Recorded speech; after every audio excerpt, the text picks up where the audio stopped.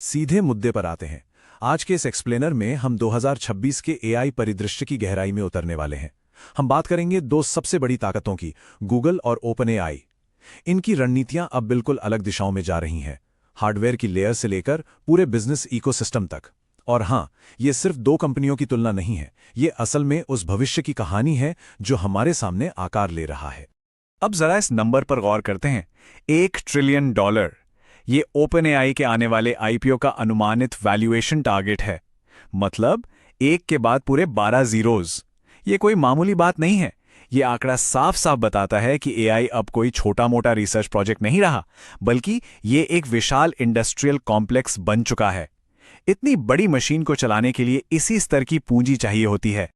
ये समझने के लिए डीप माइंड के डेमिस हसाबिस का ये कोटेशन बहुत ही सटीक है। वो जैक्ड इंटेलिजेंस यानी असंतुलित बुद्धिमत्ता की बात करते हैं। आसान भाषा में कहें तो आज के एआई मॉडल्स क्वांटम फिजिक्स तो पल भर में सुलझा लेते हैं, लेकिन कभी कभी बिल्कुल बेसिक लॉजिक में अटक जाते हैं। यही वो दार्शनिक अंतर है कि कैसे ये दोनों दिग्गज कंपनियां आर्टिफिशियल जनरल इंटेलिजेंस यानी एजीआई तक पहुंचने के लिए बचे हुए 5-8 साल के गैप को भरने की कोशिश कर रही हैं। तो चीजों को थोड़ा व्यवस्थित रखने के लिए हमारा एजेंडा कुछ इस तरह रहेगा। सबसे पहले 2026 का एआई ड्यूओपोली, फिर हार्डवेयर फाउंडेशन, मॉडल्स और इंटेलिजेंस, इसके बाद जेनरेटिव वीडियो वॉर, एजेंट्स का नया युग और अंत में इकोसिस्टम्स और बिजनेस स्ट्रैटेजी। चलिए टेक स्टैक के बिल्कुल बेस से शुरुआत करते हैं। पहला सेक्शन 2026 का एआई ड्यूओपोली और कैसे हम एजेंटिक इकोसिस्टम्स की तरफ तेजी से शिफ्ट हो चुके हैं। याद है 2024 में कैसे हम सिर्फ अलग थलग काम करने वाले चैटबॉट से बात करते थे। खैर 2026 में बाजी पूरी तरह पलट चुकी है। अब सारा फोकस एजेंटिक इकोसिस्टम्स पर है। ये असल में एआई मिनी ऐप्स का एक ऐसा नेटवर्क है जो इंसानी मदद के बिना ही बड़े और जटिल काम खुद निपटा लेता है। रॉ बेंचमार्क्स का जमाना गया। अब असली बात यह है कि किसके पास ऐसे ऑटोमेटेड एजेंट्स हैं जो खुद रिसर्च कर सकें और बिना किसी निर्देश के फैसले ले सकें। दूसरा सेक्शन हार्डवेयर फाउंडेशन, जहां हम सिलिकॉन और हाइपर स्केल इन्फरेंस पर नजर डालेंगे। सोचने वाली बात है, इन स्मार्ट एजेंट्स को इतनी ताकत कहां से मिलती है? इसके लिए हमें हार्डवेयर लेयर को देखना होगा और यहीं पर गूगल का वर्टिकल इंटीग्रेशन एक बहुत बड़ा गेम चेंजर साबित होता है। एक तरफ है गूगल का अपना कस्टम टीपीयू V7 जिसे आयरनवुड कहते हैं। ये ऑप्टिकल नेटवर्क से 9216 चिप्स को जोड़कर 1.77 पेटाबाइट्स का एक विशाल मेमोरी पूल बनाता है। वहीं दूसरी तरफ एनवीडिया का जनरल ब्लैकवेल B200 है।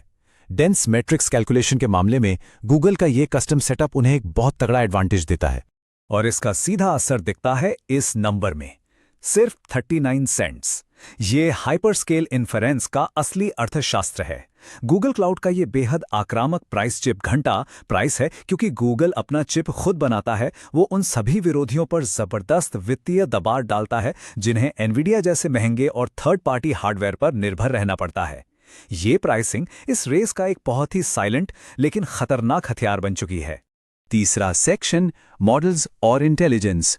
यहां लड़ाई है रीजनिंग बनाम मैसिव कॉन्टेक्स्ट की। हार्डवेयर के बाद जब हम इंटेलिजेंस लेयर पर आते हैं तो तस्वीर और भी दिलचस्प हो जाती है। ओपन एआई और गूगल की आर्किटेक्चरल सोच यहां बिल्कुल अलग है। इन बेंचमार्क्स पर गौर करें। गूगल का जेमिनी 3.1 प्रो PhD लेवल के साइंस और लॉजिक वाले सवालों में थोड़ी सी बढ़त बनाए हुए है, लेकिन वहीं ओपन एआई का GPT 5.4 पाइथन कोडिंग और ब्राउजर को कंट्रोल करने वाले कामों में साफ तौर पर अपना दबदबा बनाए हुए है। असल दुनिया में इसका बहुत बड़ा इंपैक्ट है। गूगल का जेमिनी 20 लाख टोकन की विशाल कॉन्टेक्स्ट विंडो के साथ आता है। मतलब हजारों पन्नों के कानूनी दस्तावेज या पूरी की पूरी किताबें एक ही बार में फीड कर दीजिए। पारंपरिक RAG सिस्टम की तो जरूरत ही नहीं रही। दूसरी तरफ ओपन एआई का GPT 5.4 थिंकिंग मॉडल्स पर फोकस करता है। वो 128K टोकन लिमिट के साथ चेन ऑफ थॉट और टेस्ट टाइम कंप्यूट का इस्तेमाल करता है। इसीलिए सॉफ्टवेयर डेवलपर्स भारी भरकम कोडिंग के लिए ओपन एआई की तरफ भागते हैं, जबकि कॉर्पोरेट लॉयर्स बड़े डेटा को खंगालने के लिए जेमिनी को चुनते हैं। चौथा section generative video war, cinematic ambition बनाम रियलिटी। एप्लीकेशन लेयर में वीडियो जनरेशन की बात करें तो दोनों के बीच का फर्क देख के हैरानी होती है। गूगल का VEO3 अब 4K रेजोल्यूशन और नेटिव ऑडियो सिंक्रोनाइजेशन दे रहा है। मतलब वीडियो, डायलॉग और म्यूजिक सब एक ही बार में जनरेट हो रहा है, वो भी सीधे वर्कस्पेस के अंदर। और ओपन एआई का बहुचर्चित सोरा, उसे मार्च 2026 में पूरी तरह बंद कर दिया गया। भारी खर्च और यूजर्स की कम दिलचस्पी के चलते उन्हें इसे रोकना पड़ा ताकि वो अपना compute power B2B enterprise sectors की तरफ मोड़ सकें। बिल्कुल अनएक्सपेक्टेड है ना। 5वां सेक्शन, एजेंट्स का युग, हैंड ऑफ बनाम पदानुक्रम या कहें हायरार्की। एप्लीकेशन के ठीक ऊपर तकनीक का सबसे नया अखाड़ा है मल्टी एजेंट ऑर्केस्ट्रेशन। OpenAI का एजेंट्स SDK बहुत ही clean hand off transfer model पर काम करता है। ये बिल्कुल एक रिले रेस जैसा है। पहले काम का कॉन्टेक्स्ट समझा और फिर काम सीधा एक स्पेशलाइज्ड एजेंट को पास कर दिया। सब कुछ नेटिव मॉडल कॉन्टेक्स्ट प्रोटोकॉल के जरिए एकदम साफ और स्मूथ तरीके से होता है। लेकिन गूगल का अप्रोच बिल्कुल अलग है। उनका एजेंट डेवलपमेंट किट एक कॉर्पोरेट हायरार्की या कहें ट्री स्ट्रक्चर की तरह काम करता है। ऊपर एक रूट एजेंट मैनेजर बैठा है जो अपने नीचे स्पेशलाइज्ड सब एजेंट्स की पूरी फौज को कमांड देता है। उनका एजेंट टू एजेंट प्रोटोकॉल इसे बड़े एंटरप्राइज ऑपरेशंस के लिए एकदम परफेक्ट बनाता है, जहां कई अलग अलग डिपार्टमेंट्स को एक साथ मिलकर काम करना होता है। छठा सेक्शन, इकोसिस्टम्स और बिजनेस स्ट्रैटेजी, मोनेटाइजेशन और मार्केट शेयर। अब सबसे ऊपरी लेवल पर आते हैं, बिजनेस। क्लिक इकोनॉमी का टूटना अब बिल्कुल साफ है। जरा इस चार्ट को देखिए। क्रिएटिव और जेनरेटिव सर्च के लिए अब 64% लोग सीधा चैट जीपीटी पे जा रहे हैं। लोग अब पुराने तरीके से सर्च इंजन पर जाकर नीले लिंक्स पर क्लिक नहीं करना चाहते। नतीजा, ट्रेडिशनल प्रति यूजर सर्च वॉल्यूम में सीधे 20% की भारी गिरावट आई है। ये कोई छोटा बदलाव नहीं है। बेशक गूगल चुपचाप ये सब नहीं देख रहा है। उन्होंने अपनी जमीन बचाने के लिए पूरी ताकत झोंक दी है। अब 25 से 50% सर्च रिजल्ट्स में उनके AI ओवरव्यूज आते हैं। और सबसे खतरनाक बात, जब ये एक्टिव होते हैं तो जीरो क्लिक रेट 93% होता है। यानी काम का जवाब वहीं मिल गया, किसी वेबसाइट पर जाने की जरूरत ही नहीं। इसके साथ ही गूगल वर्कस्पेस में इसका डीप इंटीग्रेशन यूजर्स के लिए इस इकोसिस्टम से बाहर निकलना लगभग नामुमकिन बना देता है। और OpenAI का क्या? अपनी उस $1 ट्रिलियन कंप्यूट की भूख को मिटाने और IPO लाने के लिए उन्होंने 2026 में अपना पूरा स्ट्रक्चर ही बदल डाला। वो पूरी तरह से एक for profit public benefit corporation बन चुके हैं, जिसमें माइक्रोसॉफ्ट अभी भी 27% स्टेक पकड़े हुए है। ये कदम बाजार में उनकी आक्रामक बिजनेस रणनीति का सबसे बड़ा सबूत है। और कमाई के लिए OpenAI ने यहां स्पष्ट रूप से स्पॉटिफाई वाला रास्ता अपना लिया है। अपने 90 करोड़ यूजर से पैसा बनाने और भारी भरकम ऑपरेशंस का बिल भरने के लिए उन्होंने एक फ्री विज्ञापन समर्थित टियर लॉन्च कर दिया है। और उसके ऊपर $8 से लेकर $100 तक के अलग अलग टियर्स हैं, कैजुअल यूजर से लेकर हार्डकोर पावर कोडर्स तक के लिए।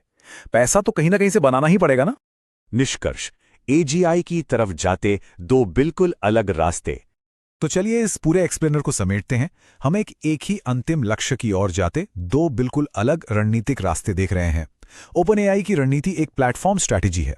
वो दुनिया का एक यूनिवर्सल रीजनिंग लेयर और एक ऑटोनॉमस डेस्कटॉप ऑपरेटिंग सिस्टम बनाना चाहते हैं। वहीं गूगल की स्ट्रैटेजी एक इकोसिस्टम स्ट्रैटेजी है। उनका फोकस हर जगह मौजूद रहने वाले मल्टी मॉडल इंटेलिजेंस पर है, जिसे उनके बेहद सस्ते और पावरफुल हार्डवेयर का सपोर्ट हासिल है। अब एक प्रोफेशनल एंड यूजर किसी एक AI प्रोडक्ट को नहीं चुन रहा, बल्कि वो एक तरफ OpenAI की प्योर रीजनिंग पावर और दूसरी तरफ गूगल के किफायती डेटा रिच इंफ्रास्ट्रक्चर के बीच चुनाव कर रहा है। जैसे जैसे ये जंग यूनिट इकोनॉमिक्स और वर्कफ्लो इंटीग्रेशन की ओर बढ़ रही है, पूरी इंडस्ट्री के सामने एक बहुत बड़ा सवाल खड़ा है। सबसे पहला और सबसे बेहतरीन एजेंटिक इकोसिस्टम कौन बनाएगा, और इनमें से कौन सी विचारधारा अंततः आर्टिफिशियल जनरल इंटेलिजेंस की फिनिश लाइन को सबसे पहले पार करेगी। ये रेस बहुत कड़ी है और इसका नतीजा हमारी पूरी दुनिया को बदलने वाला है। इस डीप डाइव एक्सप्लेनर में साथ बने रहने के लिए बहुत बहुत शुक्रिया।